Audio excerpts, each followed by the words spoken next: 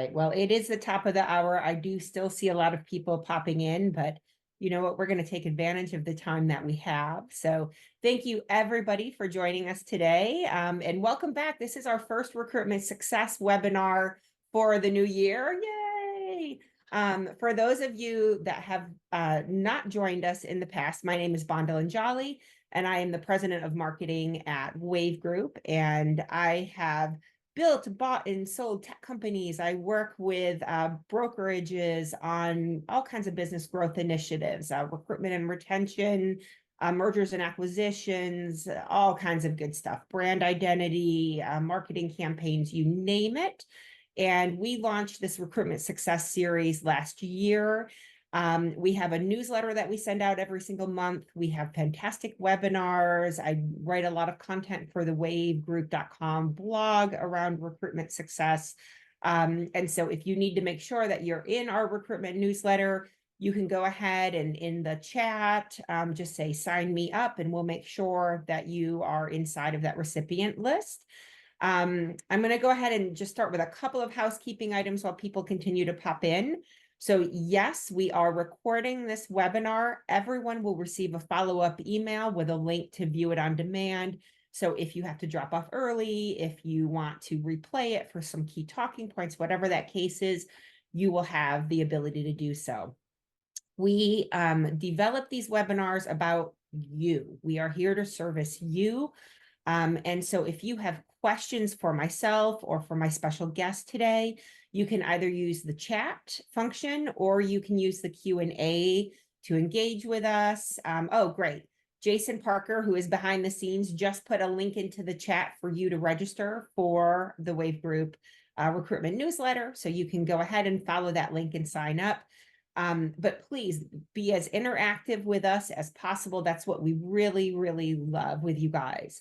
The last thing I'm going to say today is my little disclaimer. So we are going to be talking about the antitrust lawsuits today. My guest is quite an expert on this topic. But that being said, we are not here to provide legal advice. We are not legal counsel. We are having a conversation about what is current and relevant, in today's real estate landscape. And if you have questions or concerns related to anything specific to yourself, your brokerage, what's happening at the MLS level, your local MLS level or within your state, we strongly suggest that you seek legal counsel. I'd like to go ahead now and welcome Kate Lanagen MacGregor, who is my special guest today. Hey, Kate. Hello, Bondilyn. How are you? Thank you so much. Oh, I'm so happy to have you. So Kate was recently introduced to me by a mutual friend. And Kate, she has a long list of accreditations here. I mean, she is a trusted real estate instructor, trainer, consultant. She is involved with NAR. She is a realtor. She has been the broker owner of Bold Real Estate for 20 years. And she is also the owner of Agent Rising, which I believe you've been with for 15 years. Yes, Is that I started. So yeah. Wonderful. Agent Rising is your real estate school, and Kate provides virtual and in-person real estate licensing, training, and continuing education. She likes to call herself professionally curious, and I think that is definitely a term that we need to embrace in today's evolving and ever-changing real estate landscape. Kate has been actively involved in the antitrust lawsuit conversation since MLS PIN settled their lawsuit in 2023. And she also coaches and trains new and experienced agents and brokers on how to navigate compliance policies, evolving regulations, etc. So I hope that was a good introduction, Kate. I think I could probably read your accreditations for a good 5 minutes, but we'll go ahead and jump into the conversation. So, it's interesting because as we were preparing for today's conversation, one of the topics that came up is that this is a constantly evolving conversation. Every single day we are seeing new news hitting, the wire, Inman News, Riz Media, everybody is publishing a lot. And I know that there are brokers and agents who are kind of sitting back and saying, let's see what the fallout is. Let's see what the outcome of all of this activity is before moving forward. But I'm really into being proactive. And one of my most favorite quotes, and this is something I've said to my children and to my staff members forever, if you fail to prepare, be prepared to fail. And so I think that this is a really relevant and timely, conversation that we need to be having. And for all of our brokers that are in the audience, I'm sure that you are having a lot of these conversations with your agents now. And so that's why we really just wanted to start off the new year with what the heck is going on in the industry, and how should we be navigating this as a brokerage and leading and guiding our agents. So Kate, what the heck is going on in 2024? Let's start there. I would like to say that so much is going on, but truly everything that's going on is one step at a time, and taking it just like every other challenge that we've had in the real estate world. I think that, I got very interested. I was telling you earlier that I got very interested in the Department of Justice and Federal Trade Commission back 20 years ago when I started my company. And they were asking at the time for change. And I was so gullible, like I thought it was changing. So when I created my business model, I created for all of the things that they wanted. And so I have been through, on the side of a brokerage, the discrimination, the steering, and all that kind of thing. And one of the things I realized early is by being a good and great professional and a great person to work with, we can overcome almost anything. And so that's kind of what I'd like to start with our guest today. So, if this is, our theme is recruitment and our theme is attraction, you want to be the person that they want to know, learn from, and be with during these times, I think. All right. So you said, 20 years ago, there was, right, this call for change, and it's 20 years later. Do you see, do you finally feel that we're at that key turning point, Kate? Or, because I feel like you're right, I've been in the real estate industry for probably close to 20 years. And, there's a lot of conversation and there's a lot of ebb and flow, and we think that change is coming, and it just seems like we tend to just repeat and repeat. What do you think is different about what is currently happening versus what we've observed over the past many years? Okay, that's such a good question. And I want to bring us back a few years ago back in 20 years ago, they did this basically they gave us this time that they were studying how we as real estate professionals worked. They said that they thought they wanted, like the Department of Justice and Federal Trade Commission, they had a 10-year look at where they were studying what we were doing. And when that 10 years came up, which was probably, let's just say like 2017, maybe, they said, you guys haven't changed at all. We've given you 10 years to start changing. And, you still have commissions typed into your contracts.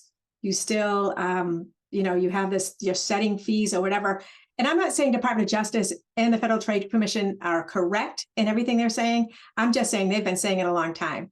And the way I look at it is like the Department of Justice is like the hammer, right? And then the Federal Trade Commission is kind of the commission that kind of like tries to set the guidelines and like researches it and that kind of thing. So them together, they're in a position that they want change. And I think what happened when they met after that 10 years and they had their workshop and the retreat, I think they called it, and they said like nothing really has changed. And yet there's been this inflation and the prices of houses have gone up. And, yet your compensation, your way that you charge people has not changed.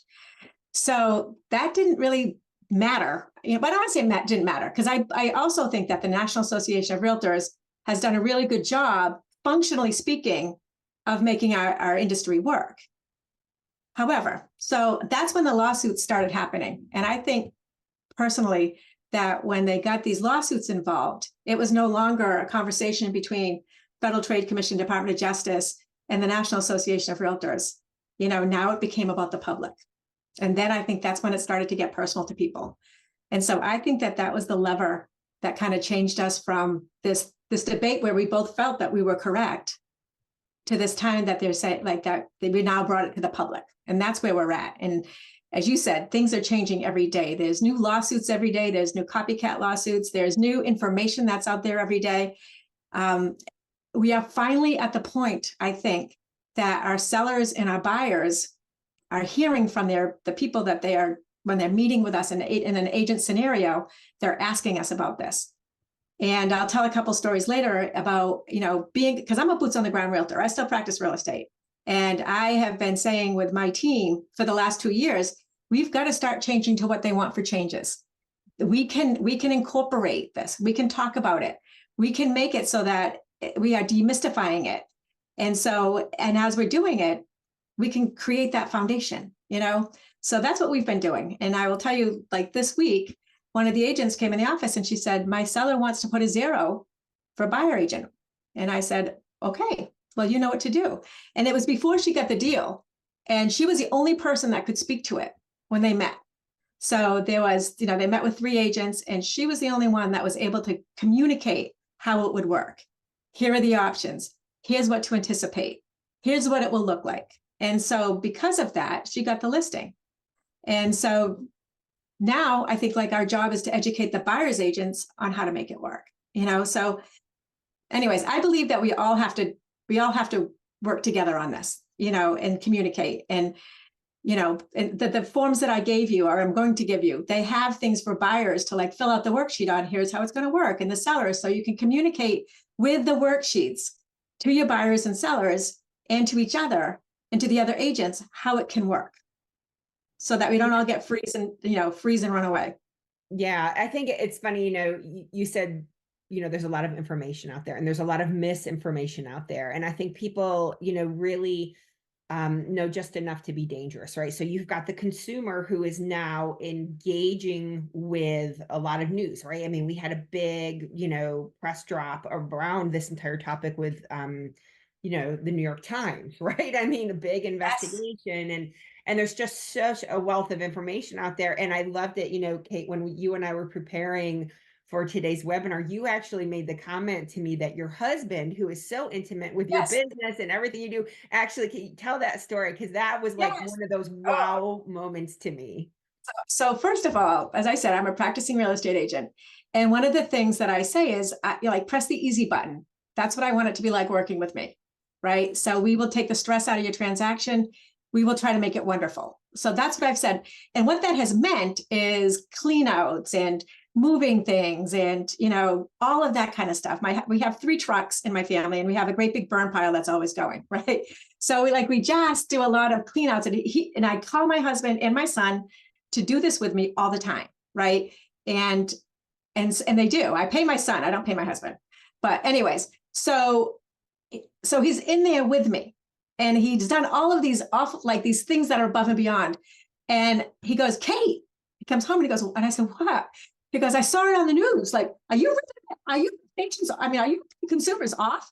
I said, Stanley, you're there with me. You see how we treat these people. You know what it is that we do for them. I said, you know what you do for them. I said, how do you think it is that we're ripping them off? And I just thought it was just, to me, such a eye opener, because we know that the communication's out there now. So there no longer is in my opinion, you can't just say, let's just wait, because it's going to be like that. My agent that went to that show, the CMA appointment and got the listing because she was able to walk them through what it's going to look like. So I feel like if you are a broker who is looking to recruit, one of the things that you can do is find your voice, find your service, find the way that you want to do business, and grow it from there. And, there's a whole bunch of decisions that have to be made about policies before you get in there. And we're still flying a little blind on a lot of things. Yeah. So let's talk about that, because we've got a lot of brokers that are dialed in with us right now. What should brokers be doing right now to adapt and evolve their policies to stay aligned with, these changing regulations? What is your advice on that? Because that is actually something that you work with in your real estate school. Yes. So first I want to use the story of Massachusetts for this. And when there's 2 big lawsuits that are going on with NAR, that have been going on. They've been scheduled for a few years now. We've been hearing about it. And then we had in Massachusetts this little lawsuit. Well, I'm going to call it little compared to those. And it was called Nozelec versus MLS PIN. NAR was not involved in it. The big real estate companies they were named in it also. And I think that a lot of people didn't really look at it because it was just a small little lawsuit. And it went to trial, and they ended up settling at that time. And at that time, MLS PIN, which is our MLS, and again, this is all theoretical. These are not like if I say something that's not quite factual, I'm sorry, but by and large, what they had said for the MLS settlement was that MLS made the buyer agency promise of compensation optional. They have a form that they are to create that makes that form that says that the seller realizes that the fee to the buyers is optional.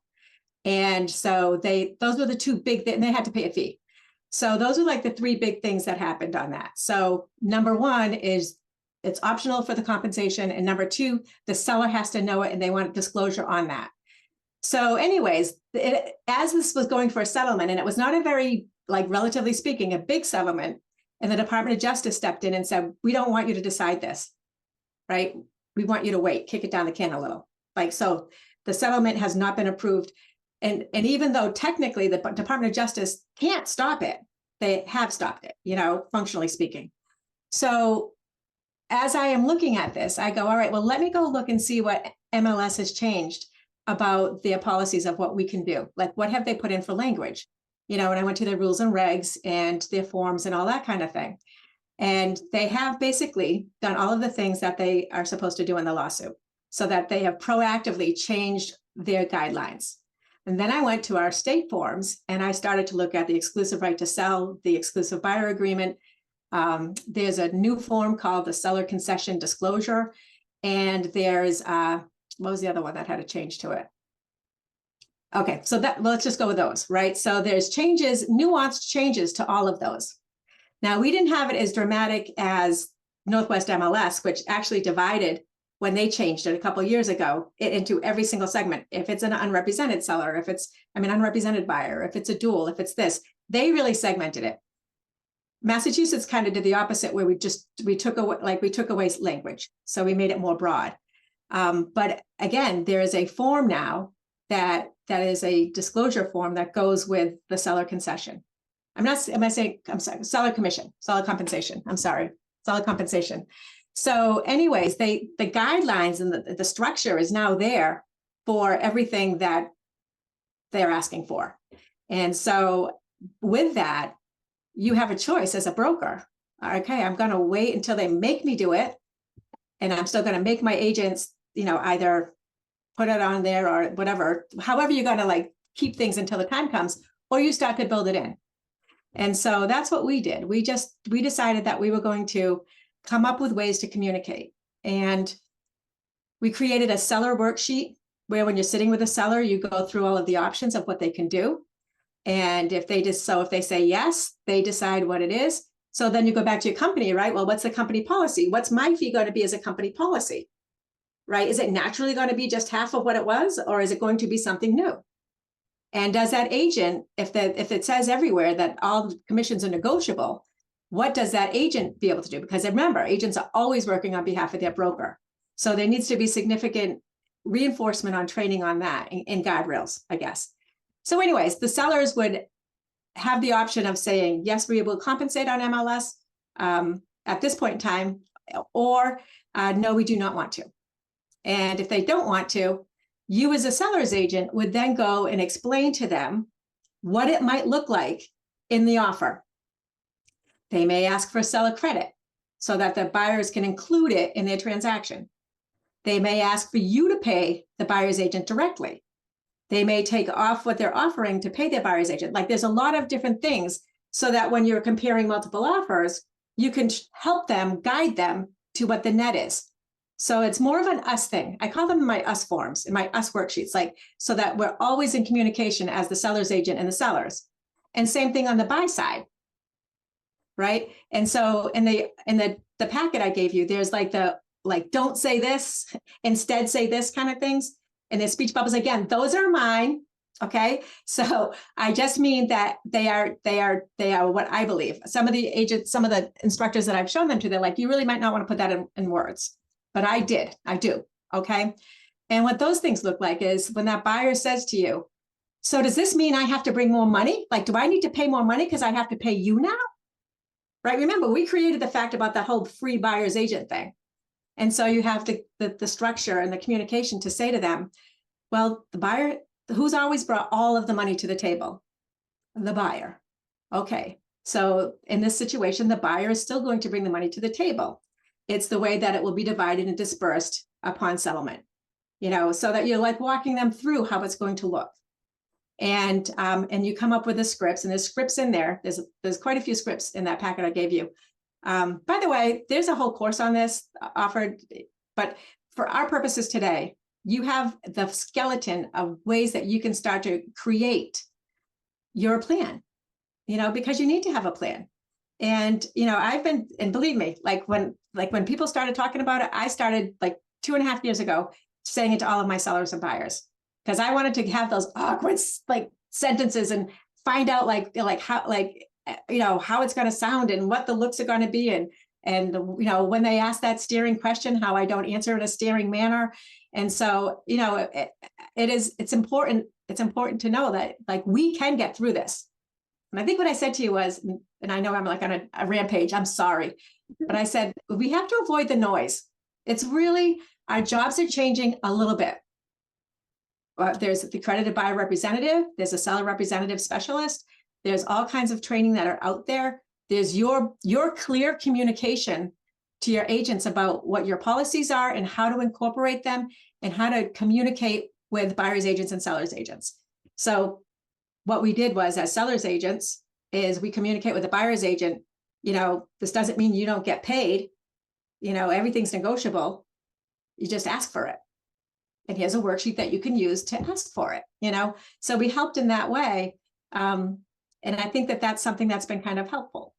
Yeah, and I love that you're going to share that. So everyone, what Kate is referencing is she actually has a client commission workbook, and we're going to share a link a little bit later with a QR code that you guys can zap and actually go in and download this. And Kate, you said a whole lot of things, and my mind was churning with a million different directions of how we could go with this. But it's funny because we kept circling back in our planning session to this concept of avoid the noise. And I'm glad that you said that, right? Because the media that is out there, right? The Inmans of the world and the New York Times of the world and all that, they want to drive viewership. And so they're going to feed you a lot of clickbait and a lot of information and potentially misinformation, not intentionally, but just it's just a lot to sift through and to consume.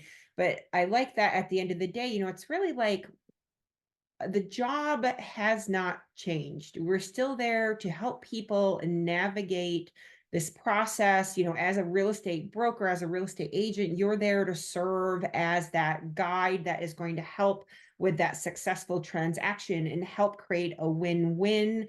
And none of that has changed. And I really like how you develop scripts. And, so because you said, okay, well, some people say don't put that around. I'm a huge fan of scripts. In my marketing role, I've had to write an awful lot of scripts and train a lot of sales teams on, how to speak to different things. And I like that. I think what is happening is forcing a level of communication and transparency across the entire transaction process that hasn't necessarily been there before and desperately has needed to be there. Do you agree? I do. And what you're talking about with the presentations, I took away in the workbooks that they're going to get, I struck the word, what did I just say? Presentation, and put discussion and communication. So, and as I said, like creating that discussion about what all of the things can look like and why. And so and also building your value proposition for why they should want you.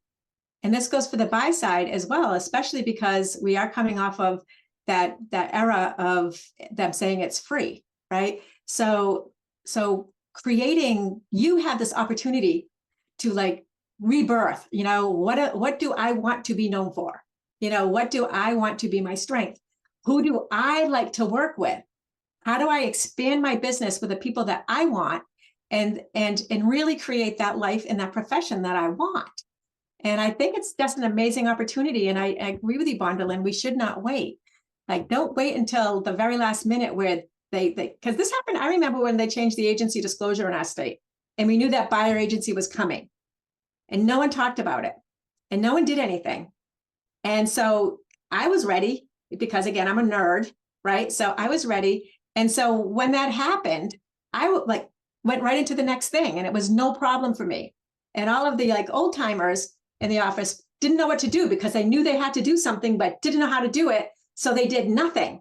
It was so I had 6 months before everybody finally caught on, and it was one of the best ways that I grew my business. So you can't wait. I don't feel, and if you want to wait to enact things, still educate them on what the changes are going to be, and go back to your state and see what changes they've already made.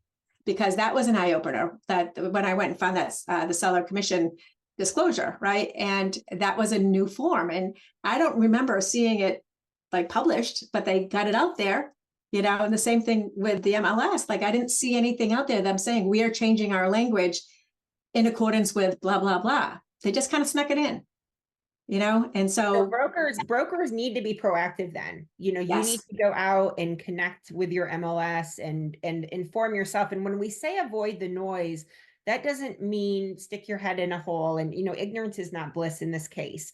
I'm a big fan. I follow a lot of different news sources. I like to have my finger on the pulse of what is going on, because I think it's important to be educated so that I can speak intelligently to the clients I work with. As a broker owner, you have to do the same. You have to understand what is going on at at that hyper local level, and educate yourself and be able to make choices and decisions that you will then use to guide your agents and help them guide their consumers. Absolutely. I do a lot of broker consulting and training with their companies. And I had the tale of two companies last year. One company had their forms in place. They had their special things. They were training their people to be ready. All of the trainings I did was in support of the laws behind it so that they would understand it. The other one, they had never, ever used a buyer contract in the whole company, and no one had it. And when I was training, I got caught short, and I said, "Are these forbidden in this company?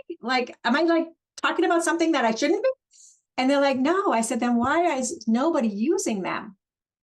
And it was one of these really funny moments, but I got scared. So, it's that company that has been preparing their people. And if you're recruiting, encouraging people to come because you're going to make that avoid the noise, you're not going to go all radical on one thing or another, and you're going to educate them and guide them through it. And it's going to be your reputation that you've had for all these years, that you're the company that has the information. And you're the company to go to. And that's going to be what's going to ultimately be one of the other, quivers, arrows in your quiver. And when I and that really helps. That's not just on a recruitment side, that's retention, right? Because if your agents are seeking guidance and mentorship around these topics, and you're not that voice that they're, turning to, then who are they going to turn to? Because you said it before, that clickbait is so damn sexy. We all want to read about it. It's like watching the car crash, it's ooh, what's going on now? Who's doing this now? And all of these things. And it's so we're like a novella, and so, but in reality, I want you to think about your sellers and your buyers, these people who just want your help in the best way possible.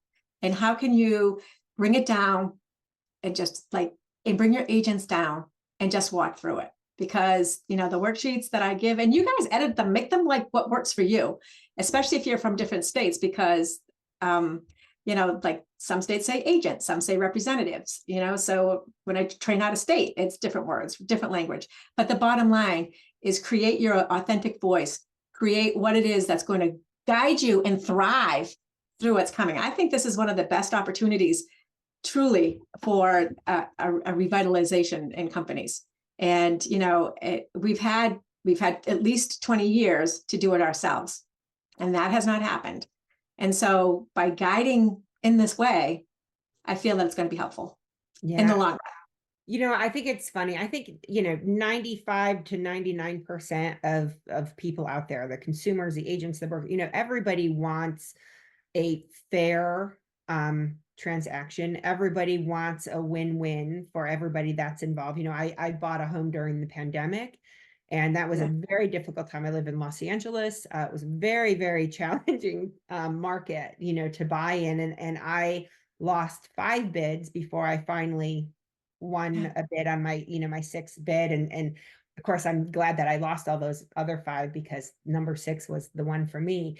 But I think ultimately at the end of the day, everybody wants things to go positively. And so, going back to that, just that open communication, that transparency, walking people through, you as the broker, you as the agent, you might, eat and breathe and sleep all of this, but your consumer audience, this is something I think statistically what people buy and sell like every 7 years, right? On average in the United States. And it is not something that they know how to navigate. And so your ability to just step in and be really transparent and guide them and address questions and concerns is really key.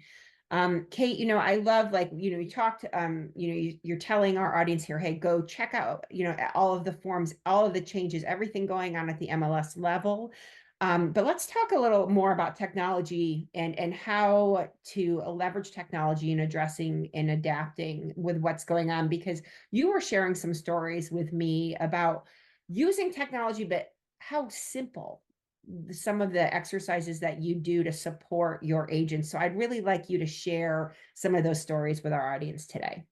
Yeah, I'm not 100% sure what you're talking about. Are you talking about like the Google Forms? The Google Forms. So, because I'm like, so I love Google so I'm going to tell you why my first fall in love with Google was because when you were working on it, it automatically saves exactly what you were just doing. Right. And for me, that was super important because every time I'd be on like a PowerPoint and I'd turn away for a second, I'd come back and it'd be gone. Right. So I loved that part. But what I started doing was, and I wanted to create a way that we could edit together and we could communicate together. And so, I would go to something and I would buy like the checklists and I'd look at the paper checklist with the other person's name on it. And I'd be like, okay. And I would try to like incorporate it. And I said, but wait a minute.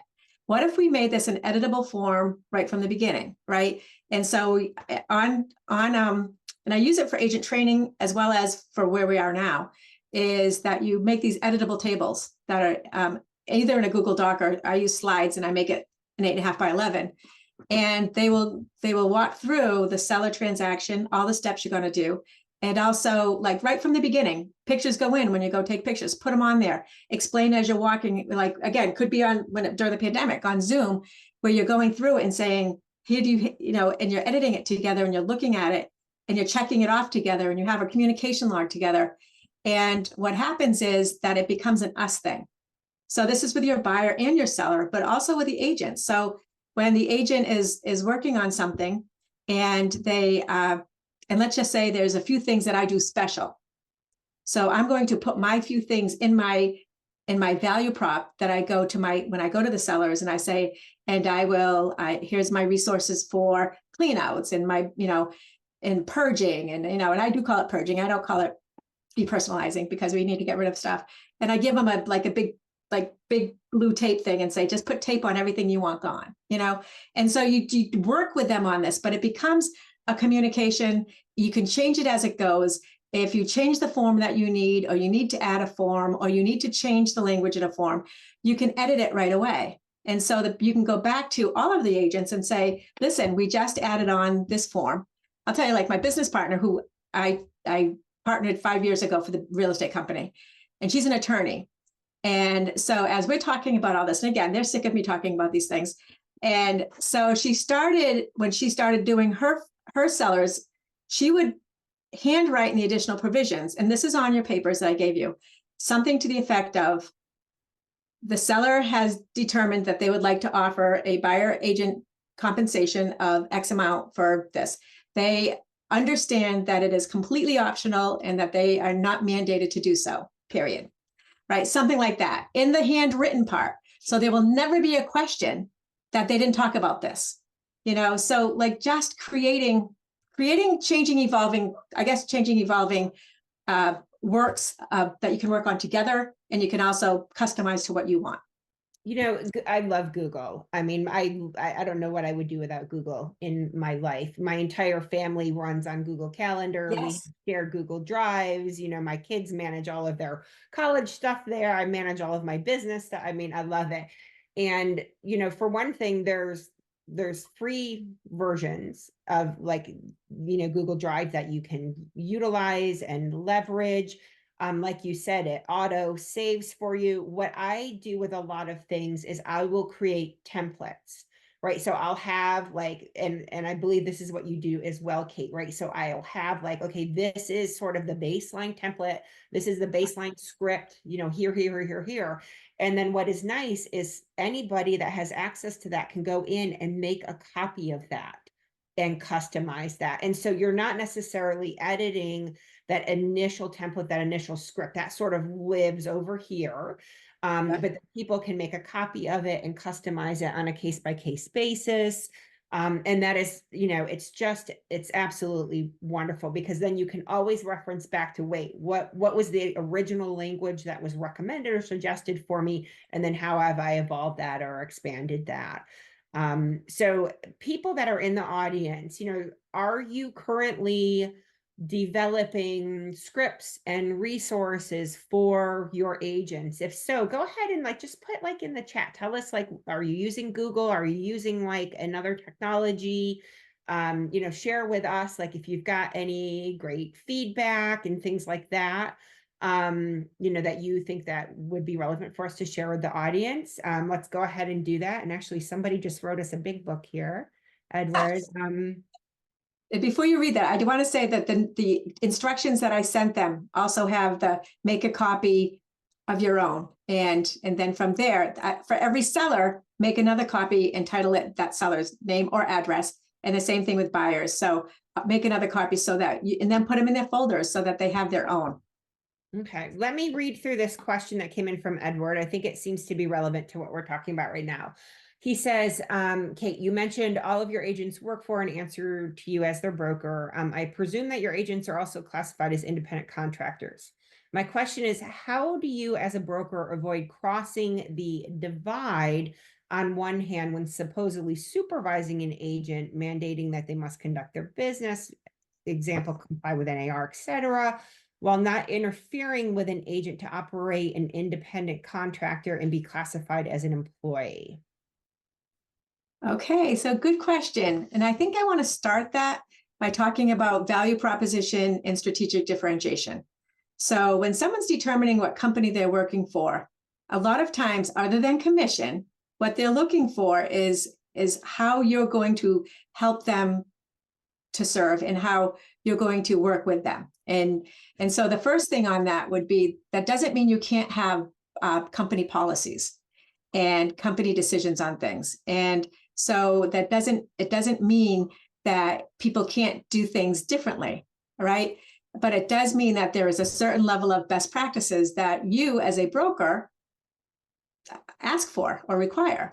Now, remember that independent contractor agreement goes both ways, right? So if they decide that they want to do something differently, then you can disassociate with them as well. So, I've in my 20 years, there's only been a couple of people that I have disassociated with. And both of those times was they were doing something that was not illegal, but was not the culture of our company and was not the reputation of our company. And so I determined that it was more important, and they brought in good money, but it was more important that we kept that foundation in place. So that's the first thing. And then the second part about that is make it easy for them, right? So in the old days, we used to have sales meetings, everybody came, they were so much fun. And then as people, technology came involved, then we made it so that it was on Zoom and in person. And then we realized that some people are working in other different jobs. So then we made it on Zoom in person, and there was a recording that they would get after, so that there was ways. You made it easy for them to understand and be up to date. Okay. And that is the biggest thing. Now, as far as them being independent contractors and running their own business, I'm a big believer in minimizing risk. Okay. And if there's someone out there who is a little wild or whatever, and when you hear like that, you get a call from the seller or the buyer that's being represented by them, and they're like, they yelled at someone, or they did this, or they told me I had to do this or something, your broker license is on the line, and you're, as such, all of those agents are depending on you to give them a place to work. And also, you have to be comfortable enough that the person who's out there working is going to say something that you would want them to say to the best of your ability, right? So that's my answer is yes, we don't, number one, right? You don't have to keep a person who is not of the same culture and doesn't want to do the best practices that you have, and in fact maybe like rebels against it, right? That would be something that you want to consider for yourself.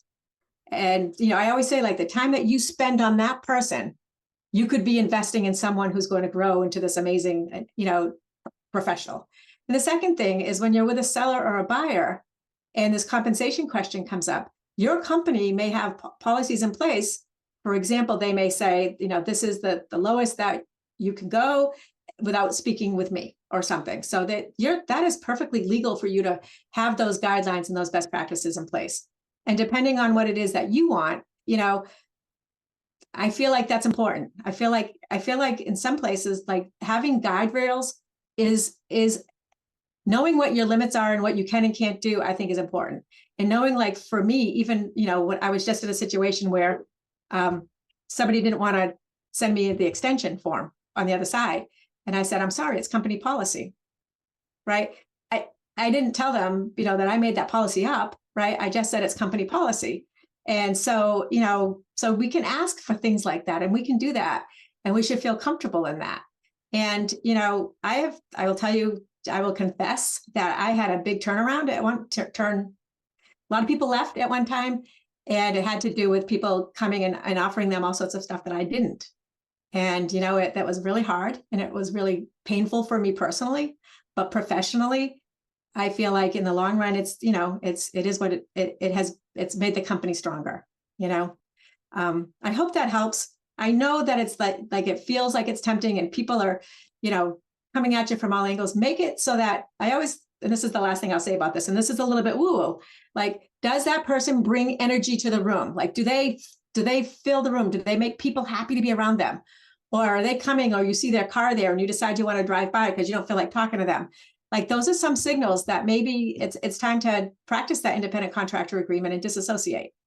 Yeah. This goes back to, like, your very first opening statement. Like, what is your North Star, right? What is the organization that you are running? How do you want to be viewed by your agents, by the consumers that work with you? And make sure that is your guiding principle. I've seen, there's a business model out there for every single person in this real estate space. And, some people fit better here, some don't. But I do agree with you, Kate, mitigating risk. Right. Yes. And by having those scripts and those documents and those best practices and having them easily and readily available, that supports, you as a brokerage and as an organization say, this is what we recommend you do. If you deviate from this, this could be the potential consequences of what happens for you. And I think that's huge. And that goes back, right, to that transparency and communication and making sure that you've got the right people on the bus with you that need to be there. I don't think more is better. I think better is better, and I think that sometimes we forget that. And I also personally, my goal has never been to be like the highest grossing, business out there, or professionally, like even myself. I would like to do the opposite almost. And again, I'm 61 years old, so this might be a little different, but I would rather have that number that I want financially, and then have more free time. I don't want to break the bank, and that's just my decision. But sometimes I think that, we reward more, but sometimes more is not better. Sometimes better is better. Yeah, I agree with you, and I've worked with brokerages, for 20 years on, business growth, right? And it's different for everyone. And what constitutes success, or where you're willing to go and what you're willing to put in to get there, varies on a case by case basis. And I've literally, said to, brokers, like, having 300, 500 agents, like, is that, let's talk about the pros and cons of what that looks like in your business model versus where you are now, and what is truly important to you, and what do you want your day-to-day to look like. And, there's a lot that goes into that. And I think, from a recruiting and retention standpoint, like, it's not always bad if you have a little bit of turnover. If you lay down, this is how we're going to practice compliancy. Here are all of the resources, and I have an open door policy, and you can come in and work through these with me. But if you choose to make choices that, do not follow these best practices, then sometimes we have to go our separate ways. And that the first time that you have to do that is really, really difficult, but you ultimately see that is for the best. And it gets easier, for you to be able to draw that line in the sand in the future when needed. Yeah. Well, you want to be able to want to go to your own company too, and if people are, doing things that are not in your culture base, and you're just letting them do it because, but they get a lot of volume or something. Well, by the way, you're not getting much of that volume. They're getting most of it. And, so there's that piece. But there's something that you just said that was, I think, so important. And that is, gosh, it'll come back to me. I can't remember now. You said it was like, I said was important, Kate. Everything. No, but it was something I wanted to comment on. Let me think if I can. I don't recall what it was, but I do think that having guidelines, I feel like it's just like when you're parenting in some ways. Like, the kids want to know, like, what are the rules, or what are the guidelines? What is it that's okay and what's not okay? And then give them, I know what I was going to say, back to Google. So when I was talking about training, even if you're a part-time person, you still want to have full-time competency. And so as a broker, make that easy for them. When we have our every other week, we have what we call bold-u, and we have a different topic. And then that's videoed, and that's kept in Google Classroom and under bold-u, and these people can come and watch it and stay up to date.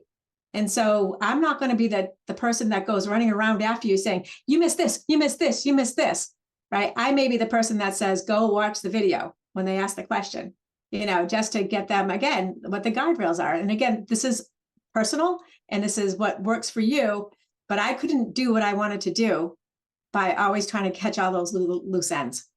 Yeah. You're not a micromanager. You're not a babysitter. I mean, maybe some people like to be that. I, for one, not me. So Michael, thanks. Well, Edward, first of all, thanks for that question. That was awesome. Thank you. If anybody has some more awesome questions, please feel free to put those out. Michael shared with us that he uses Google Docs as well. He does questionnaires to his sellers. He asks for all different kinds of info. And I like this. Michael says he has his clients sign everything, right? And that is really important. So I like that sort of tracking, that level of accountability, that ability to reference back and say, okay, you can't tell me that you did not receive this information or agree to this information, because here is your legal electronic signature or your hand signature or whatever that case is. And I really like that a lot. Thank you, Michael, for sharing. Can I piggyback that for a little? When you have that conversation with someone, we do give them a lot of information at any given point in time. So when they say, I didn't know that, say, can we go back to our packet together And let's walk through those steps, because you know what? We did talk about a lot of things. I want to just reiterate it. Oh, look, there's your signature, right? So we did talk about it, but I totally get how it might not have like all stuck. So do you have any further questions? So make it into a learning moment where they realize that, again, that you are authentic and you're a professional.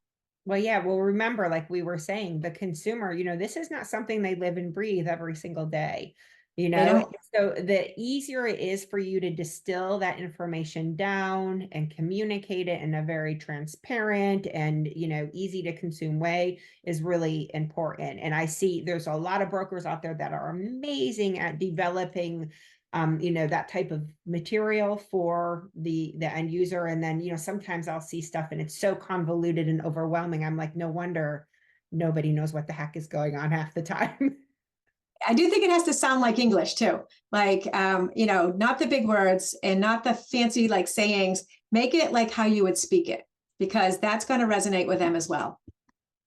Yeah, definitely. So we've got about 10 minutes left. What I'd like to do is, I know that we've got a few people who are requesting that QR code. So I want to keep, going here, entertaining any questions that people have and things like that. But I'm going to go ahead. I'm going to share this QR code. And in this, it also, let me do this right now. It also has Kate's contact information. So you will see her email, her website to Agent Rising, her telephone number. And Kate, you've been so absolutely gracious today with your time. And then the idea that, you want to be here to address any additional questions, or if there's brokers or agents that are in this webinar today that would like to enlist the services of Kate, you can do so. But if you hit that QR code, Kate has provided a wonderful download or workbook for everyone today. And Kate, why don't you just kind of talk us through what they can find in that workbook? Okay, awesome. Well, thank you, Bondilyn. This has been so much fun. I am so inspired by you. So this QR code brings you to like a sign up page. So it's it's the double thing that we're used to, where you got to sign in and then they confirm your email address. When you do that QR code, it's going to bring you to the Google, it's a slide deck that has, I think it's like 17 pages. And in there will be, here's the situation, here's the scenario, here's what we like the scripts, instead of say this, try saying this. And then it will have a worksheet type thing for the scenario. And so like it's agents first, and then sellers, and then buyers. And so, and we identified, different ways of like, how do I include the compensation in the offer? And a net sheet for the seller to go through with a buyer. I mean, the seller's agent to go through with a seller. When you get a few offers, what ultimately those numbers are, because, just because somebody asks for it in a different way, you want to be able to communicate that. So that's in there also. And, just a couple of like extra things for this, again, sellers, buyers, and you as brokers for either training or retaining or attracting your agents. Now, when you get the email back with this video, there'll also be a PDF version of the client compensation workbook. So you will also get it there in a PDF form if that's okay for you. I would say if you want to dig in, definitely get the Google part of it. Okay. And ultimately, underneath it all, I really do think it's your value proposition and how you communicate your value and how you live your value. And if something doesn't feel good or doesn't feel right anymore, you can change. You can change. Do we have questions? Let's see. Questions. Well, people, yes, everyone will get it in a follow-up email, and we will have a link out to this download as well. And I'll share Kate's contact information. I'll also share my contact information. So we're here to provide these resources. Thank you so much for this. If you have any questions for Kate, I mean, you've got an expert here for the next few minutes. So please let us know if you have any questions, for Kate. She has educated me so much on this topic as well in all of our preparations, and I super appreciate that. And Kate, I'm going to kind of end with, so you and I were talking about this earlier. We talk about the ever evolving news, and we see that this week an alternative to NAR is kind of raising their hand, right? In that area, the American Real Estate Association, and kind of interested to see what they're going to do. But what are your thoughts on, somebody like Area coming into play, and what do you think that could potentially look like? So thanks for asking. I did think about this. I think every organization has something that's the strength of them, and they have a nuance, and they have their own strategic differentiation that gives them value. So in this case, whatever Area's value is going to be, it will benefit us because they will have resources and tools and things like that. I don't know that I would see it as an either or to the Realtor Association, but I do think that anything. I mean, I think it could. Excuse me. I think it could. I mean, I would look at both. I would look at the resources of both, and I think that NAR's membership is short money for all of the benefits we get, and I imagine an Area membership would be the same. So if you are a broker who's looking to recruit and retrain agents, the more that knowledge is power. 100% knowledge is power. And I think that, it's absolutely worth looking into. I don't think it has to be either or. Yeah. I think that good leadership in our industry is only going to help us all. Yeah, I agree with you. And it's just, I swear to God, every single week, there's just something that is evolving with this. So everyone, keep your fingers on the pulse of what is going on. And I'll certainly be following Area and see, how they're growing. And I thought it was interesting because, their statement was like, people are looking for alternatives, and, this initiative will succeed if people feel that they need it and that it's going to benefit them. And I just thought that was kind of an eloquent way, to sort of introduce the idea of what they're trying to do. Like, if it will succeed, if it's meant to be, if it fills a need within the real estate community. So it'll be interesting to follow. I don't think that it's a terrible thing to say that you're not getting all of your information from NAR or something like that. Like, NAR is doing they're a big company, or a big organization, I should say. And you may feel that you need other resources. And I think that that's totally appropriate. I'm looking at this picture, and you guys see that instead of having our real estate agents with a clipboard in their hand walking around the house, I put us in Zen mode, meditating on the floor, just to kind of cool it and calm down and catch your breath and gather your energy and create that stillness and that ability to, move forward in a way that you want to move forward and really own your profession. Wonderful. Well, I think that's a beautiful closing statement right there. I was going to ask you for one, but then you just kind of, you're a pro at this anyway. Well, wonderful. I'm looking at the man in a suit and I'm going, we got to talk about why that's there. No, I love it. I love it. Kate, thank you so much for bringing your wisdom today and your time and these wonderful resources for our audience. I hope that everyone has enjoyed today's session. Welcome back to the 2024 Recruitment Success series. I'll be back again this next month with more awesome content and great guests for you. And once again, there is a link in the webinar chat. If you want to register for our Recruitment Success email newsletter, you can do so. I'll include a link in our follow-up email today as well. So thank you all for attending. Kate, I hope you stay warm out there in Massachusetts. I need to borrow your sweatshirt or your sweater. Yes, well, thank you again. You were fantastic. And our Wave Group is doing some great things out there. I would use them as one of your sources of information because it's fantastic and, knowledgeable, positive, and moving forward. So take a look at all of Wave Group's offerings too. We're all in it together. I tell you what, we got to do it together. 100%. Thank you all so much. We'll see you again soon. Have a great day, all.